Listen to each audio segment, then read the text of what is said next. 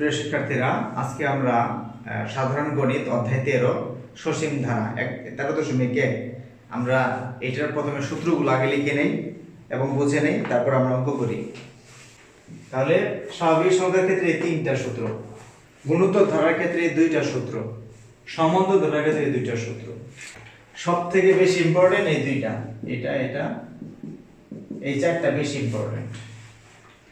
এই তিনটা এমসিকিউ এর লাগে, অনেক সময় কতে আসে, এবং এটা ছোট অঙ্কের জন্য এই তিনটা। 13.7 নম্বর অঙ্কটা আমরা এখন করব। 7 নম্বর যেটা দেওয়া আছে সেটা উঠাই নেই। এটা একটা ধারা। এটা কি ধারা? সমান্তর নাকি গুণোত্তর? সমান্তর। সমান্তর। কেন সমান্তর? কারণ বিয়োগফল সমান। 7 থেকে 4 বিয়োগ করো 3 আসে, 10 থেকে 7 বিয়োগ করো 3 আসে। যদি দেখো সবসময় বিয়োগফল সমান আসে তাহলে সে হবে সমান্তর ধারা, আর না হলে গুণোত্তর ধারা। তাহলে এখানে লিখবো ধারাটি সমান্তর।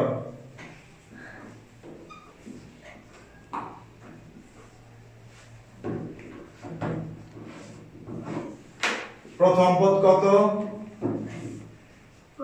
প্রথম পদ 4। প্রথম পদকে কি দ্বারা প্রকাশ করে? a দ্বারা। প্রথম পদ a সমান 4, এরপরে কি? সাধারণ অন্তর।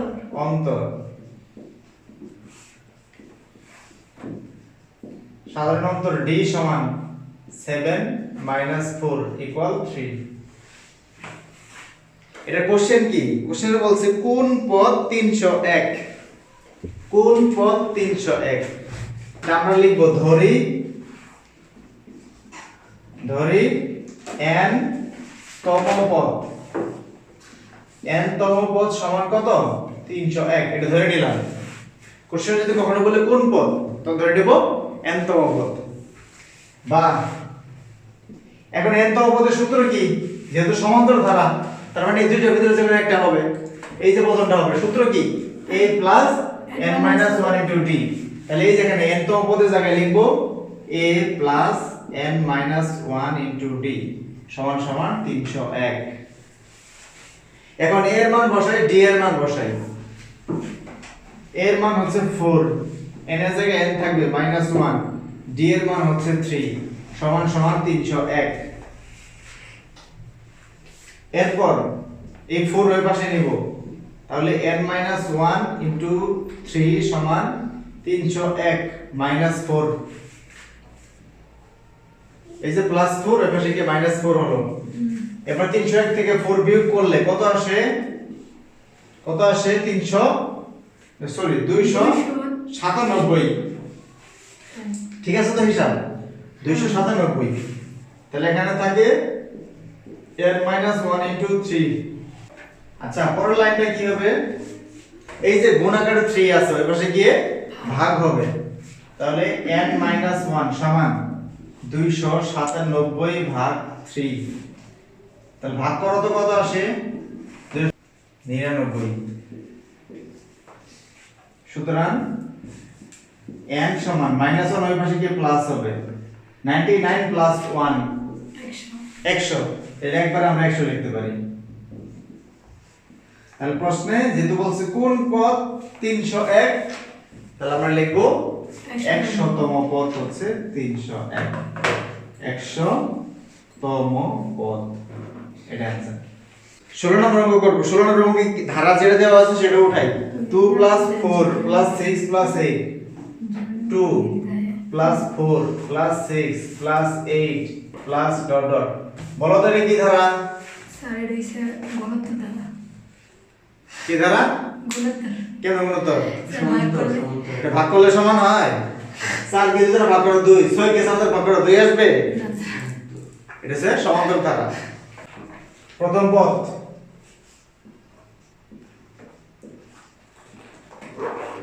a সমান 2,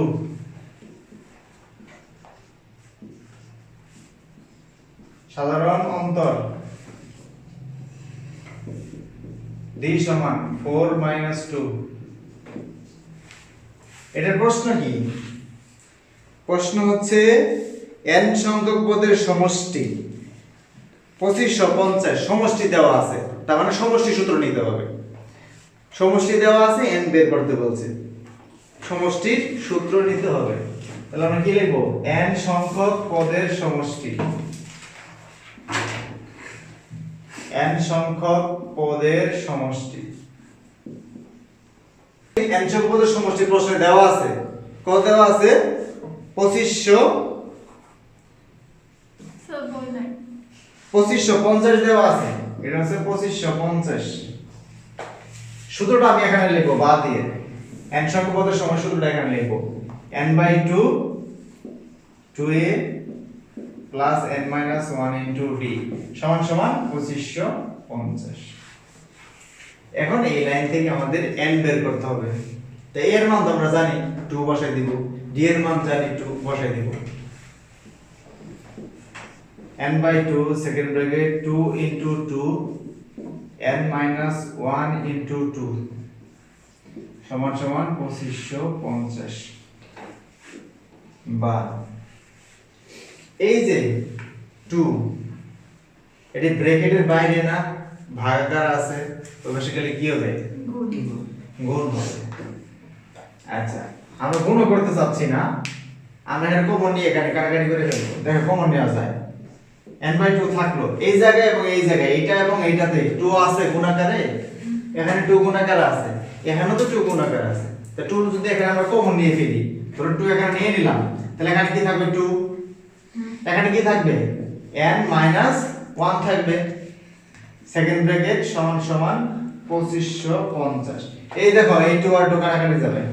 স্যার হ্যাঁ এরকম ভাবে কি আনা যায় কমন? ব্র্যাকেটের বাইরে ভিতর থেকে তো নিতে পারবা, কারণ এটা একটা পদ না, গুণ মানে তো একটা পদ হয়ে আছে, এটা একটা পদ, দুই জায়গা থেকে 2 কমন নিতেই পারো। তাহলে এখানে 2 থাকে আর এখানে এই অংশটা থাকে n-1।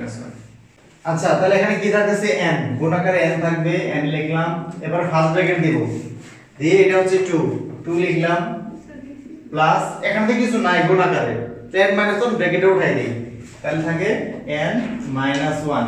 ডান পাশে আছে 2550।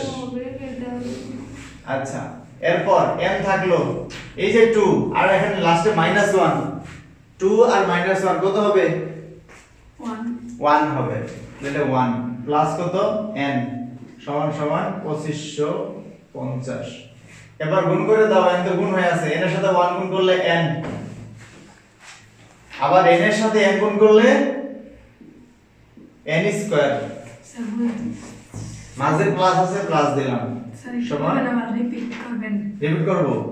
সাজায় লেখো, n স্কয়ারটা আগে লিখবো, এরপরে প্লাস n লিখবো, এরপর এই সংখ্যাটা এই পাশে আনো, তাহলে -2550 সমান 0। এবার ব্র্যাকেট টার্ম করো, গুণ করলে এই সংখ্যা হয়, বিয়োগ করলে 1 হয়, একটা n না, বিয়োগ করলে 1 হবে, গুণ করলে এটা হবে, এরকম দুটো সংখ্যা বলো। 50 আর 51 গুণ করো তো। 50 আর 51 হ্যাঁ করতে হবে, 50 51 গুণ করো। আসছে গুণ করলে যায়। আর বিয়োগ করো, কি মাইনাস করব? 50 11 51 থেকে 50 বিয়োগ করো, তাহলে জায়গা কি? হয়েছে তো। তাহলে কত হবে বলো তো? বড়টা দাগে লিখতে হয় 51 n, আর এটা কত? -50 50 n, 2550 স্যার সমান এই 0। বিরাটটা এটা প্লাস, এটা মাইনাস। এখন এই দুটো থেকে কমন নেই, এই দুটো থেকে কমন নাও, আপনি এই দুটো থেকে কমন নাও। জীবন পারে না বিরাটটা করতে। n কমন নিলে, n কমন নিলে কি থাকে? n থাকে আর এখানে 51 থাকে। এই দুটো থেকে কি কমন যাবে? 50 কমন যাবে, নিলে কি হবে? n plus 51।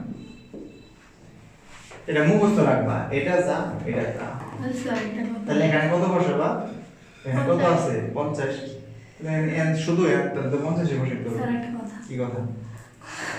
Sir plus minus type করবে। ছাড় তাড়াতাড়ি করে আর উপরে কি চিহ্ন? পড়ো বুঝাই দিন। উপরে কি চিহ্ন? প্লাস বড়টা লাগে ওই চিহ্ন হবে, ছোটটা লাগে ওটা চিহ্ন। মাইনাস। এবার বুঝছো? তাহলে এখন দুইটা মিলে একটা n প্লাস 51, আর এখানে থাকে কত? n মাইনাস 50 সমান কত? এই যে দুইটা মিলে একটা লিখলাম, এখানে n আর এখানে মাইনাস 50।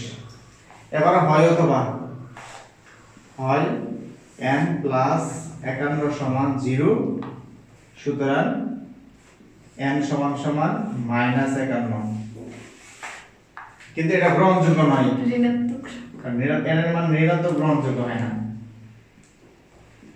গ্রহণযোগ্য নয়। অথবা n - 50 সমান 0, সুতরাং n সমান সমান 50, এটাই आंसर।